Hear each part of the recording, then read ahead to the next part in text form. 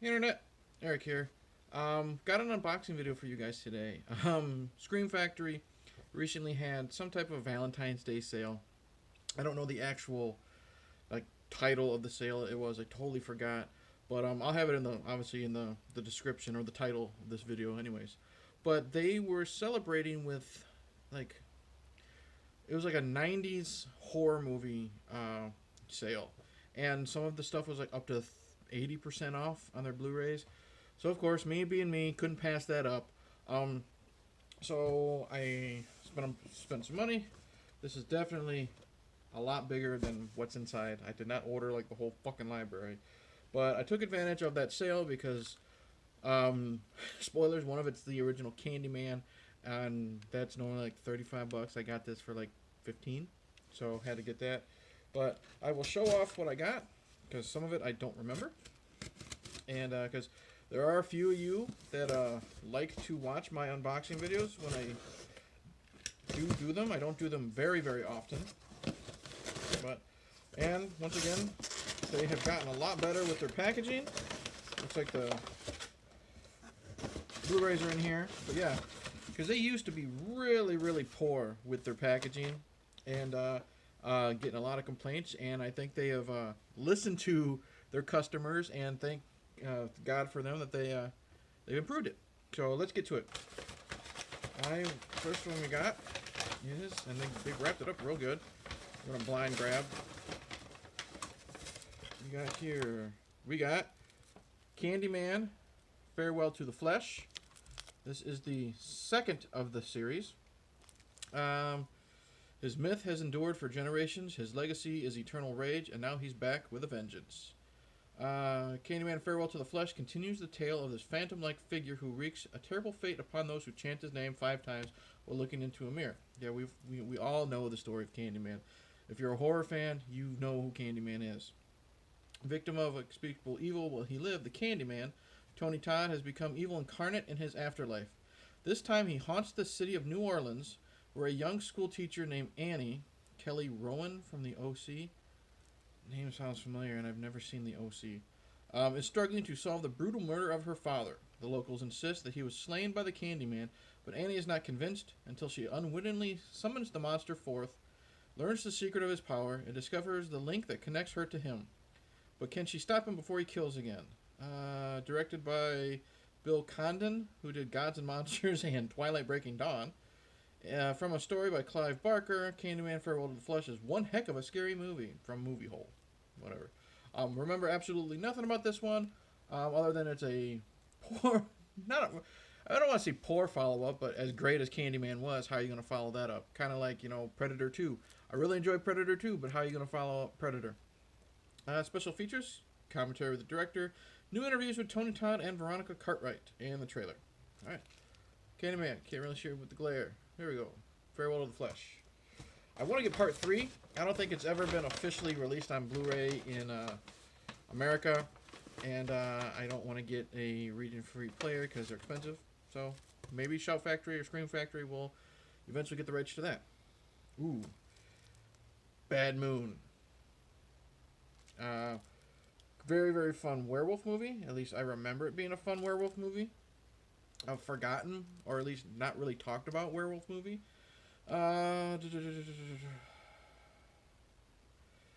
Full crescent quarter each is a bad moon for Ted Harrison.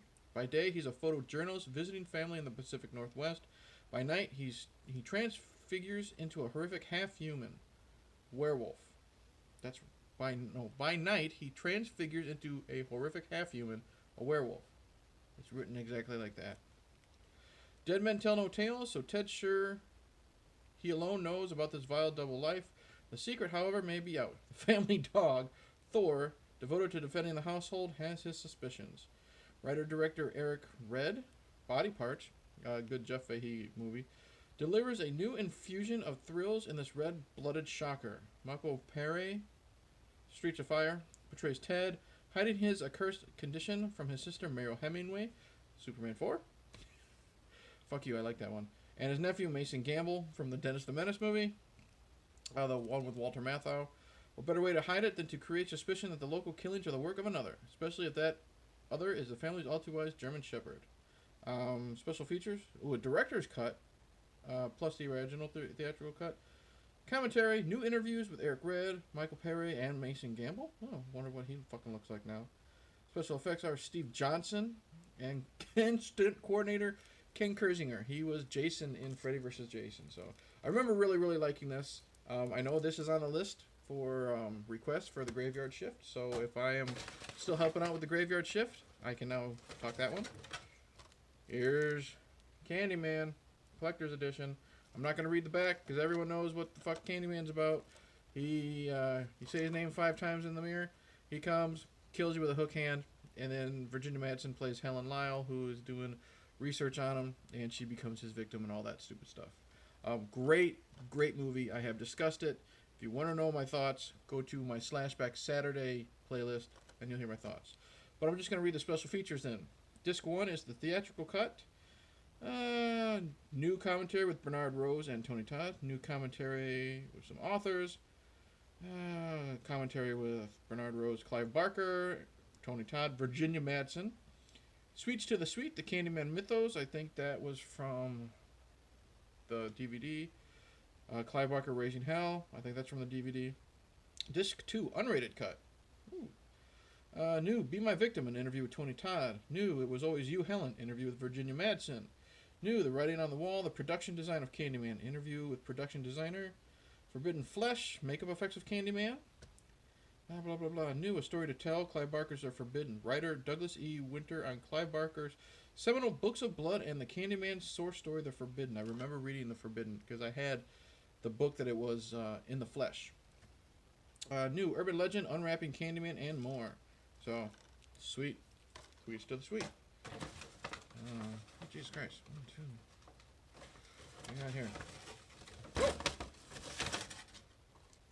Darkman 2. Return of Durant. We got the first Darkman from one of their sales a long, long time ago. Figured why not get part 2? Crime-fighting master of disguise returns in this action-packed sequel to the hit motion picture. Arnold Vosloo from The Mummy. He plays the Mummy. And G.I. Joe, The Rise of Cobra. Who was he? He was the dude that can... is it Zartan? The one whose face can morph? Stars as Darkman and Larry Drake. Dr. Giggles. They gotta get rights to Dr. Giggles. Reprises his role as the sadistic villain Durant, which I wonder how he comes back, because in the first one he was killed in a helicopter explosion. Co-starring Kim Delaney from NYPD Blue. Darkman 2 is filled with non-stop action, suspense, and special effects which leave you on the edge of your seat from start to finish. Yeah, possibly. Features commentary with the director, television cut of the film featuring alternate and extended scenes, and a trailer. Yeah, well, whatever. And of course, Darkman 3, Die Darkman Die. I mentioned Jeff Fahey just a little while ago. I'll watch anything with Jeff Fahey in it. I love him. Even if it's the shitty Lawnmower Man movie, even though I haven't seen that in years. Loved him in Planet Terror was the last time I saw him. And he's the main reason to watch Psycho 3. I remember that being boring, but loving him. Let's see here. Arnold Vosloo returns. Blah, blah, blah, blah. Westlake matches wits with an underworld drug-dealing villain, Peter Rooker, Jeff Fahey, who will do anything to unmask the secret of Westlake's superhuman strength. Agreeing to an experimental operation on his ravaged body, Westlake is flung into a vicious game of survival for himself, his priceless research, and the lives of 2 innocent people. One false move and he will be locked into darkness forever. Blah, blah, blah, blah, blah. The only special feature is a commentary and a trailer. Very disappointing. But it could be a fun movie. I remember the trailers, like before, every time you'd rent something from like Trimark Video, they'd always have Darkman 3, Die, Darkman, Die. What do we got here? Species 2, because Species 1 was a little too expensive for me. Ooh, Natasha Henstridge is looking good. Having just returned from a mission to Mars, Species 1 is fantastic. I'm sure I'll find it next time they do a sale if it's still available. Because it's going out of print. I believe this is going out of print too.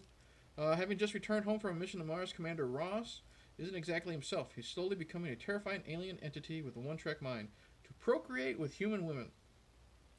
Countless women suffer gruesome deaths while bearing half alien offspring. I remember one of the births being very fucking gross.